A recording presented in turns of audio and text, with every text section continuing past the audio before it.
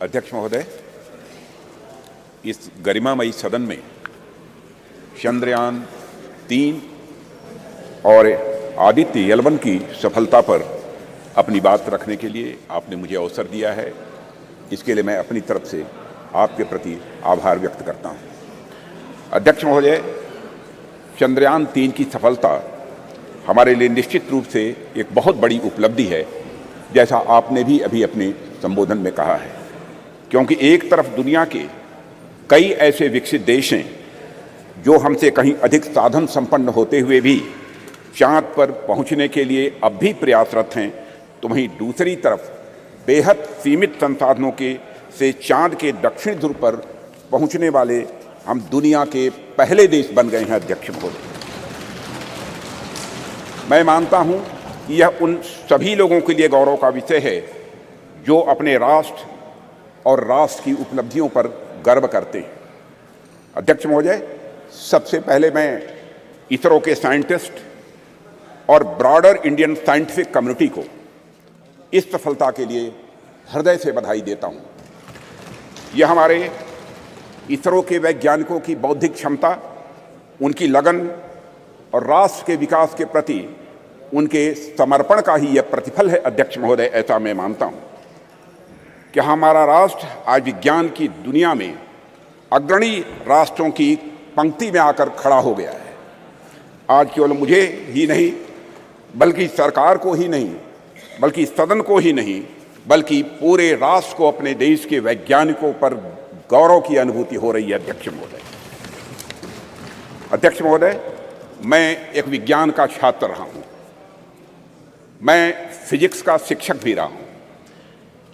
यहाँ पर मौजूद हमारे कई ऐसे साथी हैं जो साइंस बैकग्राउंड से हैं और उन्हें मैं अच्छी तरह जानता हूं। हम सभी यह बात जानते हैं कि स्पेस साइंस विज्ञान का है कि एक फ्रंटियर एरिया हुआ करती है। अध्यक्ष महोदय, जिस पर artificial intelligence, quantum physics, astrophysics और जेनेटिक्स विज्ञान के फ्रंटियर एरियाज हैं, और उसी प्रकार स्पेस साइंस भी एक विज्ञान की फ्रंटियर एरिया है। और इस एरिया में प्रगति करने के लिए अध्यक्ष महोदय, निश्चित तौर पर हमें एक टॉप क्लास साइंटिफिक इकोसिस्टम चाहिए होता है, और हमें उच्च गुणवत्ता वाली शिक्षा भी चाहिए और उच्च गुणवत्ता के हमें शिक्षक भी चाहिए, एजुकेशनल इंस्टीट्यूशंस भी चाहिए। अध्यक्ष महोदय, इंडस्ट्रीज चाहिए होती है जो साइंटिफिक प्रोडक्ट्स का निर्माण कर सके, ऐसी हमको इंडस्ट्रीज भी चाहिए। अध्यक्ष महोदय, कहने का मेरा अर्थ यह है कि अगर चंद्रयान-3 ने चंद्रमा पर अपने कदम रखे हैं तो यह एक और इसरो की सफलता तो है ही, साथ ही यह इस बात का भी द्योतक है कि हमारे देश का साइंटिफिक इकोसिस्टम, जिसमें करोड़ों करोड़ों भारतीयों ने जाने अनजाने अपना योगदान दिया है, वह अपनी आज शेप ले रहा है। यह दिखाता है कि हमारे स्कूल्स, हमारे कॉलेजेस और यूनिवर्सिटीज़ में साइंस की पढ़ाई बेहतर हो रही है और हमारी इंडस्ट्रीज भी अच्छी गुणवत्ता वाले प्रोडक्ट्स और सप्लाई कर रही हैं। अध्यक्ष महोदय, हमें अच्छे स्टूडेंट्स, अच्छे टीचर्स और रिसर्चर्स आज मिल रहे हैं, इसलिए आज हम किसी उपलब्धि तक पहुंचते हैं तो उसके लिए वे सभी बधाई के पात्र हैं। अध्यक्ष महोदय, जिन्होंने इस यात्रा में अपना किसी भी प्रकार का सहयोग दिया है और राष्ट्र के भीतर साइंटिफिक टेम्परामेंट को जन्म दिया है। और अध्यक्ष महोदय, जब मैं यहाँ साइंटिफिक टेम्परामेंट की बात कर रहा हूँ तो उससे मेरा मतलब कुछ वैज्ञानिक उपकरणों के, कुछ साइंटिफिक ऑपरेटर्स के केवल डेवलप कर लेने भर से नहीं है, यह हमारे कहने का तात्पर्य नहीं है। साइंटिफिक टेम्परामेंट की यदि मैं बात कर रहा हूँ तो साइंटिफिक टेम्परामेंट से मेरा आशय यह है कि वैज्ञानिकता और तार्किकता, ये दोनों हमारी सोच में हो, वह हमारे बात और हमारे व्यवहार में हो, और वह हमारे स्वभाव में भी हो। आवश्यक नहीं हम जब विज्ञान का विषय पढ़ें तभी हम साइंस से दो चार हों, बल्कि हम आर्ट्स, म्यूज़िक और साथ ही साथ एस्थेटिक्स भी पढ़ें तो हम उसमें भी साइंटिफिक अप्रोच रख सकें। मैं इस साइंटिफिक टेम्परामेंट की यहाँ पर अध्यक्ष महोदय बात कर रहा हूँ, और हम सब इस संबंध में बड़े भाग्यशाली हैं अध्यक्ष महोदय कि यह टेम्परामेंट प्राचीन काल से ही हम भारतवासियों को विरासत में मिला हुआ है। आप देखें, चाहे हमारे प्राचीन ग्रंथ वेद हों या फिर उपनिषद देख लें या फिर स्मृति ग्रंथ देख लें, सर्वत्र आपको विज्ञान या फिर विज्ञान से युक्त विचारों के दर्शन करने को मिलेंगे।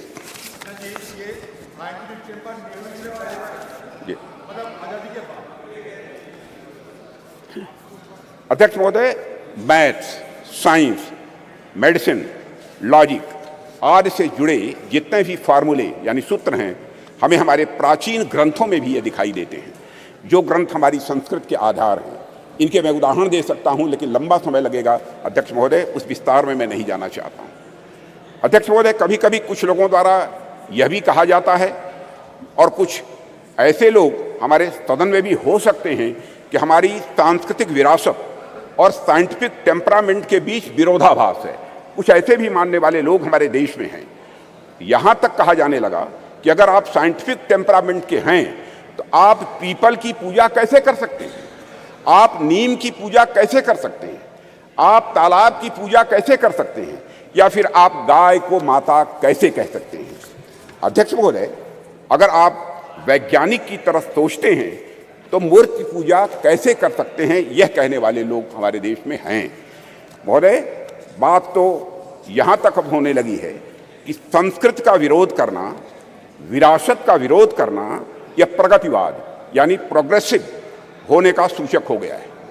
और प्रगतिवाद वह नहीं रह गया जो प्रगति की बात करे, बल्कि प्रगतिवाद वह हो गया है जो अपनी संस्कृत और विरासत का केवल विरोध करे, वह भी इसलिए कि उसे विरोध करना है। पूछा जाने लगा कि भारतीय संस्कृति और विज्ञान का भला आपस में क्या लेना देना है, इन दोनों में आपस में क्या रिश्ता है। भारत में कभी धर्म और विज्ञान का सामंजस्य रहा ही नहीं है, यह भी कहने वाले लोग हैं। विपक्ष के हमारे कुछ मित्रों का ऐसा भी आरोप रहता है, क्योंकि राज्यसभा में मैंने सुना था कि भारतीय संस्कृति और विज्ञान एक साथ चल ही नहीं सकते हैं, ऐसी उनकी मान्यता है। अध्यक्ष महोदय, इनका ऐसा मानना है कि संस्कृति विज्ञान की विरोधी होती है। मैं इस सदन के माध्यम से उनके इन प्रश्नों का जवाब देने की भी अपनी तरफ से कोशिश करूंगा। भारत में यदि कोई व्यक्ति यह कहता है कि हमारी संस्कृति विज्ञान की विरोधी है, तो मुझे लगता है कि उस व्यक्ति को न तो हमारी संस्कृति का स मालूम है और न ही विज्ञान का व मालूम है। हमारे जो भी साथी विज्ञान का उद्गम पश्चिम के विचारों से मानते हैं, उन्होंने अगर इतिहास पढ़ा होगा तो मालूम होगा निश्चित रूप से उन्हें कि पश्चिम में ऐसे अनेक उदाहरण देखने को मिले हैं जहां चर्च और धर्म की मान्यताओं के खिलाफ जाने पर, वैज्ञानिक बातें कहने पर व्यक्तियों को जहर दे देना या उन्हें जिंदा जला देना यह आम बात सी हो गई थी। अध्यक्ष महोदय, उनको अपने वैज्ञानिक विचार छिपाकर कहने पड़ते थे, पर आज से लगभग 2000 साल पहले आर्यभट्ट ने जब कहा था कि हमारी पृथ्वी अपने एक्सिस पर घूमती है, तो क्या उनका विरोध हुआ था? बाराहमीर ने जब यह सिद्धांत दिया कि पृथ्वी का गुरुत्वाकर्षण बल, ग्रेविटेशनल फोर्स, हर वस्तु को अपनी तरफ खींचता है, तो क्या किसी व्यक्ति ने बाराहमीर के इस सिद्धांत को अधर्म कहा था? जब भी भारत में किसी ने कोई नया वैज्ञानिक सिद्धांत दिया है अध्यक्ष महोदय, तो भारतीय समाज ने उस व्यक्ति को ऋषि के रूप में प्रतिष्ठित किया है अध्यक्ष महोदय। और मेरा मानना है कि संस्कृति के बगैर कल्चर के बगैर, विज्ञान और विज्ञान के बगैर कल्चर या संस्कृति अधूरी है। संस्कृति और विज्ञान दोनों एक दूसरे से जुड़ने के बाद ही अध्यक्ष महोदय वह पूर्णता को प्राप्त करते हैं। दोनों को एक दूसरे का पूरक कहा जा सकता है, क्योंकि दोनों ही मनुष्यता के लिए भी यह आवश्यक है। इसका एक छोटा सा लेकिन बहुत ही महत्वपूर्ण उदाहरण मैं आपके सामने रखना चाहूँगा। अध्यक्ष महोदय, लगभग 2 वर्ष पहले उत्तराखंड में भूस्खलन के रूप में एक दुर्भाग्यपूर्ण आपदा आई हुई थी। मैं समझता हूँ कि सदन के सभी सम्मानित सदस्यों को इसकी जानकारी होगी। जिसके कारण एक सुरंग में हमारे कुछ मजदूर फंस गए थे। अब इससे निपटने के लिए यहां पर विज्ञान की भूमिका सामने आएगी। हमने सेंसर आदि के माध्यम से यह पता लगाया कि मजदूर सुरंग में कहां फंसे हुए हैं। उसके बाद हमने हेलीकॉप्टर से उन लोगों को वहां से निकालने में भी कामयाबी हासिल की। लेकिन अध्यक्ष महोदय, जैसे ही सुरंग से पहले मजदूर को बाहर निकाला गया, अन्यथा कोई न ले, जैसे ही मजदूर को सुरंग से बाहर निकाला गया, बाहर निकलते ही इसने दोनों हाथ ऊपर करके बड़ी तेजी के साथ जय घोष किया, बद्री विशाल की जय। अध्यक्ष महोदय, इस वाकये ने सारी दुनिया को बताया कि धर्म और विज्ञान किस तरह से यह आपस में जुड़े हुए हैं। एक दूसरे से अलग नहीं है धर्म और विज्ञान, बल्कि यह एक दूसरे से जुड़े हुए हैं। निश्चित रूप से विज्ञान ने उस मजदूर को सुरंग से बाहर निकालने में अध्यक्ष महोदय बहुत बड़ी भूमिका निभाई है, इसमें कहीं दो मत नहीं है। लेकिन उन मजदूर बंधुओं को सुरंग के भीतर जिसने जिजीविषा की शक्ति प्रदान की, जिसने साहस प्रदान किया, जिसने मनोबल प्रदान किया, जिसने आखिरी समय तक प्रयास करते रहने की शक्ति प्रदान की, वह और कुछ नहीं, हमारा सांस्कृतिक विश्वास ही था अध्यक्ष महोदय, जिसने कि यह संबल उन्हें प्रदान किया। अध्यक्ष महोदय, वह हमारी कल्चर, वह हमारी संस्कृति ही थी जिसने सुरंग में फंसे उस मजदूर को यह भरोसा दिलाया कि वह इस संकट से बचकर निकल जाएगा, उसके ईश्वर इस संकट से उसे निकाल लेंगे, यह उसका विश्वास था, भरोसा था। अध्यक्ष महोदय, हमारी आस्था, हमारी संस्कृति इनक्लूसिव नेचर की है, समावेशी यह स्वभाव की है। हमारा सांस्कृतिक राष्ट्रवाद हमें अखिल मानवता के बंधुत्व का पाठ पढ़ाता है। हम सबने देखा कि जियोपॉलिटिकल दृष्टि से काफी कठिन जो वैश्विक परिस्थितियों के बावजूद हम G20 समिट का हमारे प्रधानमंत्री नरेंद्र मोदी जी के नेतृत्व में हम सफल आयोजन कर सके एवं न्यू दिल्ली डिक्लेरेशन पर भी हम कंसेंसस जुटाने में पूरी तरह से कामयाब रहे। अध्यक्ष महोदय, इसके पीछे हमारे प्रधानमंत्री द्वारा हमारी प्राचीन ज्ञान परंपरा से दिया गया संदेश है, जिसमें पूरी मानवता को एक सूत्र में बांध दिया है।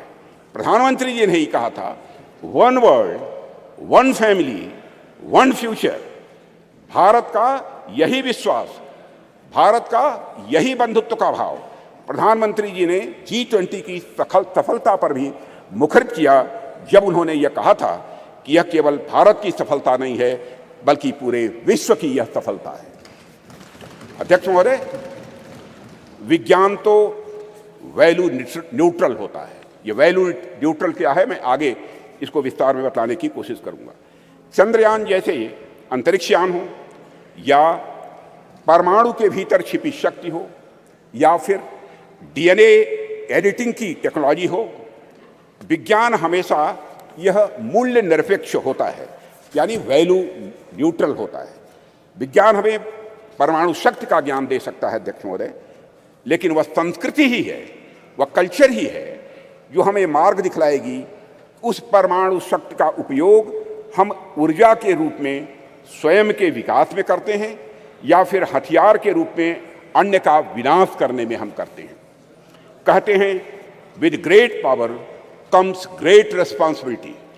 इसलिए जैसे जैसे हमारी शक्ति बढ़ती जाती है अध्यक्ष महोदय, वैसे वैसे हमारे संस्कारों का महत्व भी स्वाभाविक रूप से यह बढ़ता जाता है। प्रारंभ में मानव के पास बहुत सारे विकसित हथियार नहीं थे, ऐसे में यदि उससे कुछ नुकसान भी होता था तो बहुत बड़े पैमाने पर नहीं होता था। पर अध्यक्ष महोदय, आज जब मानव के पास परमाणु शक्ति आ गई है और मानव ने चंद्रमा तक पहुंचने के भी रास्ते खोज लिए हैं, तब ऐसी शक्तियों का दुरुपयोग भी उसी पैमाने पर संभव है। इस संभावना को भी नकारा नहीं जा सकता है। इसे मैं एक उदाहरण के माध्यम से इस सदन के समक्ष रखना चाहूंगा। अध्यक्ष महोदय, जब मैं जर्मन फिलासफर नीत्शे ने गॉड इज डेड कहकर अपने महामानव को सामाजिक नैतिकता से मुक्त किया, तो उसका नतीजा जर्मनी में नाजीवाद के कहर के रूप में प्रकट हुआ था। जर्मनी में हुए नरसंहार में मानवता को खत्म करने के लिए जो अपरेटस, जो उपकरण प्रयोग में लाए गए थे, जिन हथियारों या फिर जिन केमिकल्स का प्रयोग हुआ था, निश्चित रूप से वे सभी विज्ञान की ही देन थे अध्यक्ष महोदय। लेकिन नैतिकता और मानवीयता के गुणों के अभाव में उन सभी वैज्ञानिक खोजों का किस प्रकार दुरुपयोग हुआ, इसे हम सभी अच्छी तरह जानते हैं। सेकेंड वर्ल्ड वॉर में हिरोशिमा और नागासाकी पर जो बम गिराए गए थे, वह निश्चित ही विज्ञान की ही देन थे अध्यक्ष महोदय। वह विज्ञान की शक्ति के प्रतिनिधि थे, पर अभाव था तो धार्मिक शक्ति और नैतिक शक्ति का अभाव था। अगर उनके भीतर धार्मिक और नैतिक शक्तियां यह प्रबल होती तो इतिहास को इस काले कृत्य से बचाया जा सकता था अध्यक्ष महोदय। इसलिए विज्ञान कितनी भी प्रगति कर ले अध्यक्ष महोदय, विज्ञान चाहे कितनी भी प्रगति कर ले, वह संस्कृति और संस्कारों के बिना सदैव अधूरा रहेगा, ऐसी हमारी मान्यता है अध्यक्ष महोदय। जैसा कि मार्टिन लूथर किंग ने कहा है कि science gives man knowledge which is power, religion gives man wisdom which is control. अध्यक्ष महोदय, एक बात पर मैं समझता हूं कि ध्यान देने की हम सभी को जरूरत है कि जिस टेक्नोलॉजी का इस्तेमाल वैज्ञानिक किसी यान को चांद या मंगल पर भेजने के लिए करते हैं, कमोबेश उसी टेक्नोलॉजी का इस्तेमाल मिसाइल में भी काफी हद तक किया जाता है। पहला उपयोग मानवता के विकास में होता है अध्यक्ष महोदय, जबकि दूसरा उपयोग मानवता के विनाश में होता है। पर अपना अपना सबका इंटरेस्ट है, सबकी अपनी अपनी रुचि है कि कुछ राष्ट्रों का ध्यान पहले वाले उपयोग पर अधिक होता है और कुछ राष्ट्रों का ध्यान दूसरे वाले उपयोग पर अधिक होता है। अध्यक्ष महोदय, कई बार कुछ लोगों का यह भी आरोप रहता है, अब देश में ऑलरेडी जमीनी विकास के इतने कार्य करने के लिए पड़े हैं जिसमें रिसोर्सेज की जरूरत होती है, संसाधनों की जरूरत होती है, तो ऐसे में चंद्रयान जैसे मिशन भेजने की क्या आवश्यकता है। अध्यक्ष महोदय, इन प्रश्नों का भी जवाब मैं आपकी अनुमति से इस सदन के समक्ष रखना चाहूँगा। जब हम इस प्रकार के मिशन भेजते हैं या फिर हम किसी प्रकार की वैज्ञानिक प्रगति हम करते हैं, तो इसका जमीनी विकास से किसी भी प्रकार का विरोधाभास नहीं होता है। हम यदि स्पेस रिलेटेड कोई भी मिशन भेजते हैं तो बाहरी तौर पर दिखने में सिर्फ स्पेस से रिलेटेड यह लग सकता है हम सबको, लेकिन वास्तव में उसका प्रभाव आम जनमानस पर भी पड़ता है। इस सच्चाई को भी नकारा नहीं जा सकता है।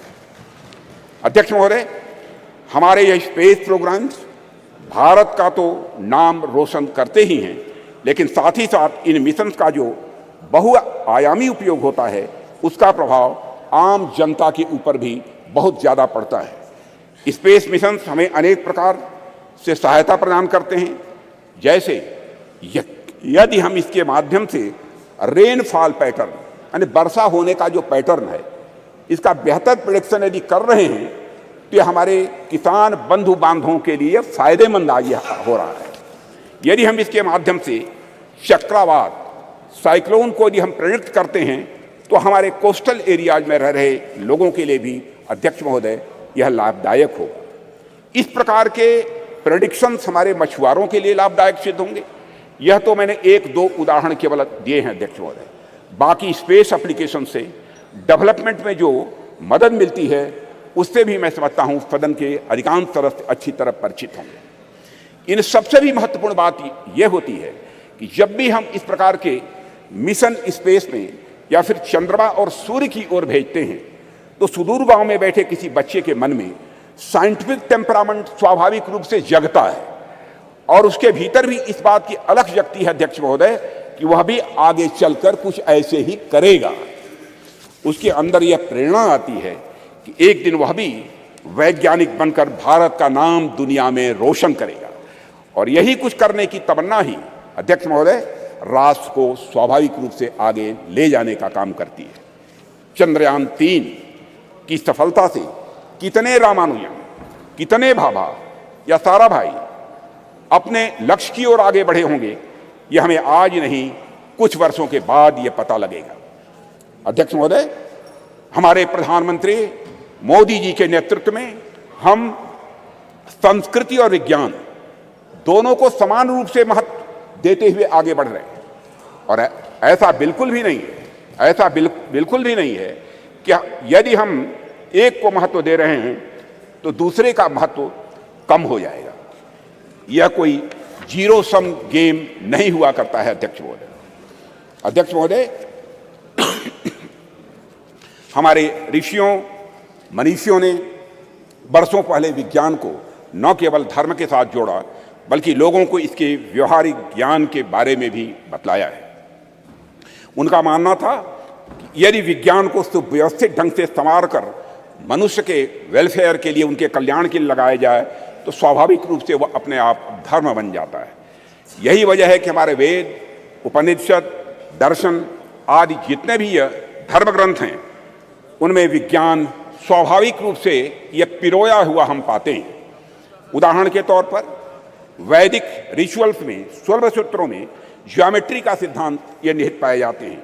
जैसे मैं बतलाना चाहूँगा इस सदन को अध्यक्ष महोदय, जैसे हवन कुंड हम बनाते हैं तो वह भी हमारे प्राचीन ज्योमेट्रिक कंसेप्ट पर ही आधारित होता है।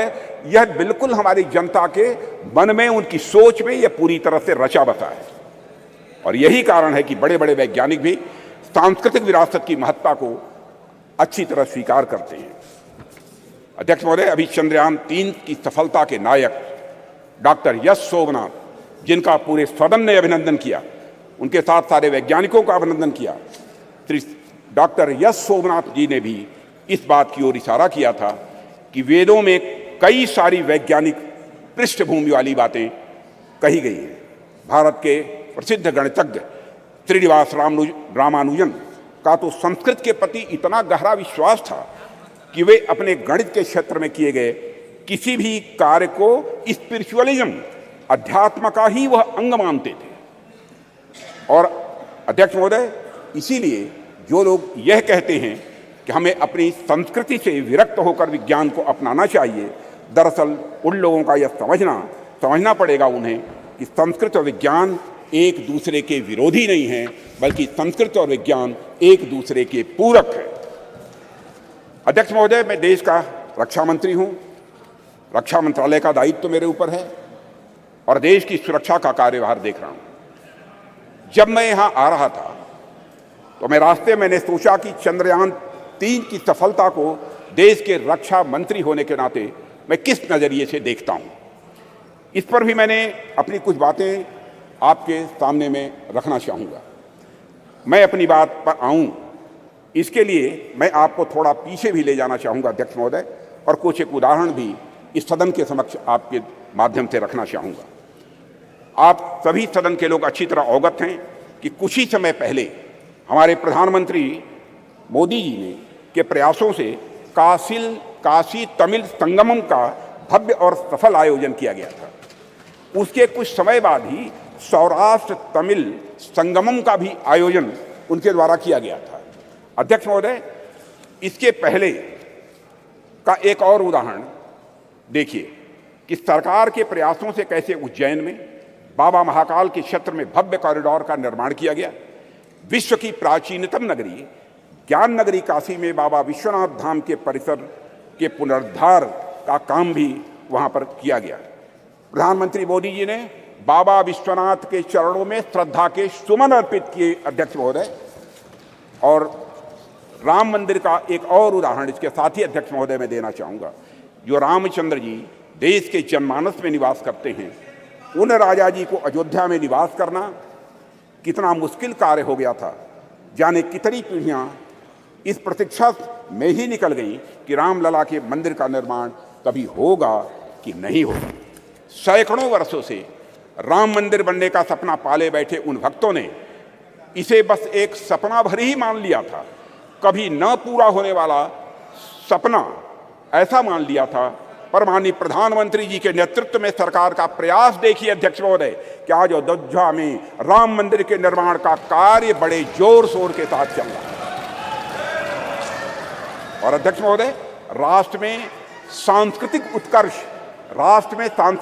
उत्कर्ष के एक नए युग का प्रारंभ हुआ है।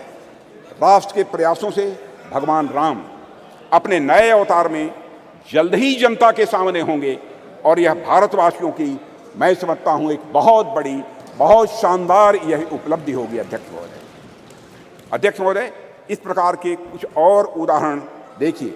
गंगा जैसी अनेक नदियों का पुनरुद्धार किया गया। हम देशव्यापी अभियान चलाकर हम गंगा, यमुना और नर्मदा जैसी नदियों की सफाई और उनके संरक्षण का कार्य कर रहे हैं। ऐसे ही अनेक उपक्रम सरकार द्वारा किए जा रहे हैं जो हमारी संस्कृति और परंपरा से जुड़ी चीज़ों को सहेजने और सुरक्षित रखने का वो काम कर रहे हैं। अध्यक्ष महोदय, आप सभी राष्ट्र के उपयुक्त विकास के लिए अनेक प्रकार की सुरक्षा से भी मैं समझता हूं सदन के सम्मानित सदस्य अच्छी तरह अवगत होंगे। आप सभी सीमा सुरक्षा, आर्थिक सुरक्षा, सामाजिक सुरक्षा, खाद्य सुरक्षा, ऊर्जा सुरक्षा और पर्यावरण सुरक्षा के बारे में मैं समझता हूं हम सभी समय समय पर चर्चा भी करते रहते हैं। अब तो पूरी हिम्मत है, पूरी हिम्मत है, पूरी हिम्मत है, पूरी हिम्मत है।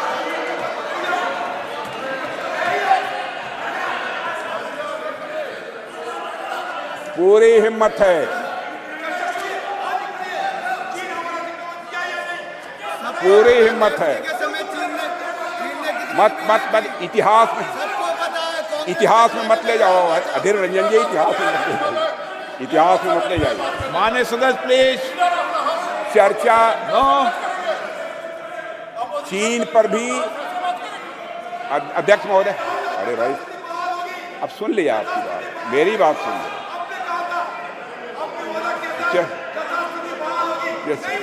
माननीय सदस्य आपको मौका देंगे जब आप बोलना, सबको पर्याप्त समय पर्याप्त अवसर मिलेगा।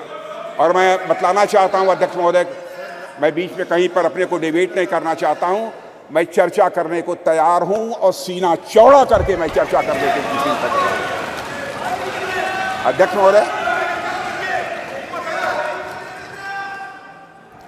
महोदय, आप सभी राष्ट्र के उपयुक्त विकास के लिए अनेक प्रकार की सुरक्षा से हमारे सदन के सम्मानित सदस्य अवगत होंगे। आप सभी सीमा सुरक्षा, आर्थिक सुरक्षा से अवगत होंगे। आप सभी सीमा सुरक्षा, आर्थिक सुरक्षा, सामाजिक सुरक्षा और खाद्य सुरक्षा, ऊर्जा सुरक्षा और पर्यावरण सुरक्षा के बारे में भी अवगत होंगे। अब तो स्पेस और साइबर सुरक्षा, स्पेस और साइबर सिक्योरिटी जैसे नए नए डायमेंशन की इसमें जुड़ गए हैं अध्यक्ष महोदय। पर इनके साथ ही अध्यक्ष महोदय, सिक्योरिटी का एक और भी आयाम है जिसमें सुरक्षा उतनी ही आवश्यक है जितनी बाकी सब में है, और वह डायमेंशन है हमारी संस्कृति का, हमारी कल्चर का। और इसे मुझे कोई नाम देना हो तो उसे मैं सांस्कृतिक सुरक्षा और कल्चरल सिक्योरिटी का नाम यहाँ देना चाहूँगा। और अध्यक्ष महोदय, जब मैं यहाँ कल्चर अथवा संस्कृति के बारे में कुछ कह रहा हूँ उससे मेरा मतलब हमारी जीवन पद्धति से, हमारे लाइफ सिस्टम से। संस्कृति से मेरा मतलब हमारे खान पान, वेशभूषा, रीति रिवाज, रहन सहन और हमारे विचारों से है। अध्यक्ष महोदय, मैं किसी राष्ट्र की अस्मिता को अक्षुण्ण रखने के लिए जिस तरह से वहाँ की सीमाई सुरक्षा और बाकी अन्य चीज़ों की सुरक्षा आवश्यक होती है, उसी प्रकार उसकी अस्मिता को बनाए रखने के लिए वहाँ की संस्कृति की सुरक्षा भी उतनी ही आवश्यक होती है। और अध्यक्ष महोदय, और इन उदाहरणों से मैंने यह स्पष्ट करने का प्रयास किया है कि हमारी सरकार भारतीय सांस्कृतिक विरासत को तवज्जो देते हुए सांस्कृतिक सुरक्षा के प्रति भी उतनी ही गंभीर है जितनी अन्य बाकी सुरक्षा के प्रति हमारी सरकार गंभीर है। अध्यक्ष महोदय, आज जब यहाँ पर चंद्रयान की चर्चा हो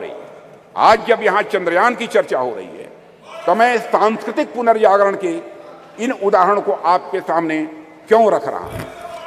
अध्यक्ष महोदय, वैसे तो ये दोनों निश्चित रूप से अलग अलग विषय हैं, इसमें कहीं दो मत नहीं है, पर ध्यान से देखेंगे तो यह सदन के सभी सम्मानित सदस्य यह पाएंगे कि इनके भीतर एक गहरा संबंध है, इन दोनों के बीच एक गहरा रिश्ता है। अध्यक्ष महोदय, विश्व का इतिहास उठाकर कोई देखे तो आप पाएंगे कोई भी ऐसा राष्ट्र नहीं है, कोई भी ऐसा समाज नहीं है जिसने सांस्कृतिक पुनर्जागरण के बिना आर्थिक, सामाजिक, राजनीतिक और वैज्ञानिक प्रगति की हो दुनिया में कोई देश नहीं मिलेगा। जब तक संस्कृति समाज को जीवंत नहीं करती, उन्नत नहीं करती, उसे एक दिशा नहीं देती, तब तक समाज जड़ बना रहता है। और अध्यक्ष महोदय, अगर हम और आप अपनी गरिमा, अपनी आगामी पीढ़ी को यही बताएंगे कि अब तक हमारा जितना वैज्ञानिक विकास हुआ है वह केवल बाहर देशों के ज्ञान की नकल पर ही हुआ है, तो क्या हम अपने बच्चों को इस क्षेत्र में किसी भी सूरत में आगे बढ़ा पाएंगे? धीरे हमारे अंग्रेजों ने अगर हमें अब तक यही पढ़ाया हो कि हमारा सारा का सारा ज्ञान दूसरे देशों की कॉपी भर है, उनकी नकल भर है, तो क्या श्री डॉक्टर सोमनाथ एवं इसरो के अन्य वैज्ञानिक भारतीय ज्ञान के बल पर अध्यक्ष महोदय कभी चांद तक पहुंचने का सपना शायद वह कभी न देख पाते? अगर उन्हें इस बात का विश्वास हुआ, अगर उनके मन में संकल्प जगा, तो इसलिए कि उन्हें मालूम था कि उनके पूर्वज आर्यभट्ट थे, उनके पूर्वज वराहमिहिर थे, उन्हें मालूम था कि उनके पूर्वज भास्कराचार्य थे, उनके पूर्वज ब्रह्मगुप्त थे और उनके पूर्वज सवाई जय सिंह थे। अध्यक्ष महोदय, इसलिए उनको यह प्रेरणा प्राप्त हुई। अध्यक्ष महोदय, हम सोचें कि एक बच्चा है जिसे समाज की प्रगति में केवल विदेशी नाम पढ़ाए जा रहे हैं, दूसरा बच्चा है जिसे ऐसे नाम पढ़ाए जा रहे हैं जो उसके अपने समाज से रहे। ऐसे में किस बच्चे से आप अधिक कॉन्फिडेंस और मनोबल की उम्मीद करेंगे? यह स्वाभाविक है अध्यक्ष महोदय कि वैसे तो मुझे बाहरी नामों से कोई इतराज नहीं है अध्यक्ष महोदय, ज्ञान विज्ञान में उनका भी महत्वपूर्ण योगदान है, यह भी मैं स्पष्ट करना चाहूंगा। पर हमारे बच्चों के मन मस्तिष्क में केवल और केवल बाहरी नाम यदि छाए रहे तो ऐसी स्थिति में बच्चा अपने बल पर समाज के विकास के सपने को जीवन में कभी नहीं देख सकता है। उसमें सपने भी आएंगे तो बाहर के समाज के विकास के ही सपने आएंगे। इसलिए अध्यक्ष महोदय, जब हम महिलाओं और छोटी बच्चियों को इंस्पायर करने की बात करते हैं तो हमें यह प्रयास करते हैं कि उनके सामने विमेन आइकन का उदाहरण रखें। तो जब हम भारतीय बच्चों को इंस्पायर करने के लिए, प्रेरित करने का हम प्रयास करते हैं, तो क्या हमारा यह कर्तव्य नहीं होना चाहिए कि हम उनके सामने भारतीय आइकन्स का भी उदाहरण प्रस्तुत करें? इसलिए अगर हमें अपने समाज, अपने राष्ट्र को आगे ले जाना है अध्यक्ष महोदय, हम अपने समाज और संस्कृति से सीखें, हमारे अपने आइकन्स को अपने बात व्यवहार में प्रतिष्ठित करें और उनका अनुकरण करें। यही हम सभी के लिए श्रेयस्कर होगा। अध्यक्ष महोदय, एक बात और मैं यहाँ कहना चाहूँगा और वह यह है कि चंद्रयान 3 की सफलता में देश की नारी की शक्ति की योगदान की मैं यहाँ चर्चा करूँगा। पूरा सदन अच्छी तरह जानता है कि इस मिशन में महिला साइंटिस्ट का भी बहुत बड़ा महत्वपूर्ण योगदान है। यह मिशन अगर इतना सफल हो पाया है तो इसके पीछे हमारे देश की नारी शक्ति का समर्पण, उनका त्याग और राष्ट्र को नई पहचान देने की उनकी तमन्ना रही है अध्यक्ष महोदय। और संसद का यह विशेष सत्र नारी शक्ति वंदन विधेयक को समर्पित सत्र है, इसलिए इसकी मैं चर्चा कर रहा हूं। और ऐसे में मैं नारी शक्ति वंदन विधेयक को इसरो की महिला साइंटिस्ट और उनके साथ भारत की पूरी फीमेल साइंटिफिक कम्युनिटी को कृतज्ञ राष्ट्र की ओर से प्रस्तुत यह मैं उपहार के रूप में इसे मैं देखता हूं, नारी शक्ति वंदन को अध्यक्ष महोदय। और यह सदन और राष्ट्र इसरो की महिला साइंटिस्ट और हर भारतीय बेटी को यह नमन करता है, उनकी सराहना करता है और उनके प्रति कृतज्ञता प्रकट करता है अध्यक्ष महोदय। अध्यक्ष महोदय, अपनी बातों को सार रूप में मैं यहाँ रखना चाहूँ तो यह है कि चंद्रयान 3 की सफलता कोई एक्सेप्शन नहीं है या कोई अपवाद नहीं है। यह सहस्राब्दियों से चली आ रही हमारी सामाजिक, हमारी सांस्कृतिक और वैज्ञानिक धारा का एक स्वाभाविक और सहज रूप से एक विकास है अध्यक्ष महोदय। इस सफलता के सूत्र हमारे अतीत में ही छिपे हैं। ऐसा अतीत जहाँ वैज्ञानिकता एक स्वभाव के रूप में विद्यमान थी हमारे यहाँ, जहाँ विज्ञान और आस्था के बीच एक पूर्ण सामंजस्य था। हालांकि विदेशी आक्रांताओं के चलते कुछ समय के लिए थोड़ा पिछड़ापन आ गया था, पर हम एक बार फिर से हुंकार भरते हुए पहले से भी अधिक ताकत के साथ उठ खड़े हुए हैं और सूरज, चांद, तारे अब हम छूने के लिए तैयार हैं और वहां पहुंच रहे हैं। अध्यक्ष महोदय, जिस देश में बुद्ध के देवता श्री गणेश प्रथम पूज्य हों, ओम श्री गणेशाय बोलकर ही हम कोई काम प्रारंभ करते हैं, एवं विद्या की देवी सरस्वती प्रथम आराध्या हों, वह देश तो स्वाभाविक रूप से साइंटिफिक टेम्परामेंट को आत्मसात करते हुए सदैव एक नॉलेज सोसाइटी रहा है। हमारे यहाँ कहा गया है तेजस्विनावधीतमस्तु, यानी may what we study be represented, कि प्रार्थना करने वाले भारतीयों को सिर्फ चंद्रयान तक ही नहीं रुकना है अध्यक्ष महोदय, बल्कि उसके आगे जाना है। अभी अंतरिक्ष में अनेक लक्ष्य हमारा इंतजार कर रहे हैं। अभी हम भारतीयों को कई मानदंड यहाँ स्थापित करने हैं। अध्यक्ष महोदय, मैं अपने वैज्ञानिकों की कामयाबी की एक दो और चर्चा करके अपनी बात यहाँ समाप्त करना चाहूँगा। अध्यक्ष महोदय, भारत द्वारा हमारे वैज्ञानिकों का करिश्मा देखिए। भारत द्वारा अब तक लॉन्च किए गए 424 विदेशी उपग्रह, इनमें से 389, 424 में से 389 आउट ऑफ 424 जितने भी हमारे विदेशी उपग्रह हैं, उसमें 389 प्रधानमंत्री श्री नरेंद्र मोदी के नेतृत्व वाली सरकार के पिछले 9 वर्षों में लॉन्च किए गए हैं अध्यक्ष महोदय। और विदेशी उपग्रहों के सफल प्रक्षेपण के साथ भारत का अंतरिक्ष क्षेत्र दुनिया में बहुत तेजी से एक प्रमुख स्थान हासिल कर रहा है। भारत द्वारा अब तक लॉन्च किए गए 424 विदेशी उपग्रहों में से 389 प्रधानमंत्री श्री नरेंद्र मोदी की नेतृत्व वाली सरकार के पिछले 9 वर्ष में लॉन्च किए गए थे। इसके अलावा अध्यक्ष महोदय, 174 मिलियन अमेरिकी डॉलर में से 157 मिलियन की कमाई पिछले 9 वर्षों में हुई, और इसी तरह अब तक की अर्जित 256 मिलियन यूरो में से 223 मिलियन मोदी शासन के 9 वर्षों के दौरान आए हैं। अध्यक्ष महोदय, यह भी मैं सदन की जानकारी में यहाँ लाना चाहता हूँ।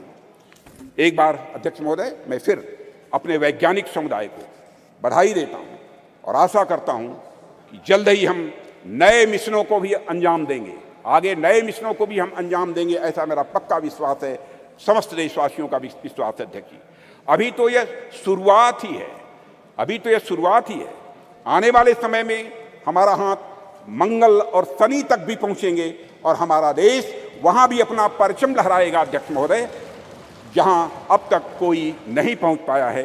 इन्हीं शब्दों के साथ मैं अपनी वाणी को विराम देता हूं और सदन की ओर से राष्ट्र के वैज्ञानिकों को नमन करता हूं। अध्यक्ष महोदय। श्री शशि थरूर जी। Thank you very much, Honourable Speaker. I'm honoured really to stand before this House and to speak on behalf of my party.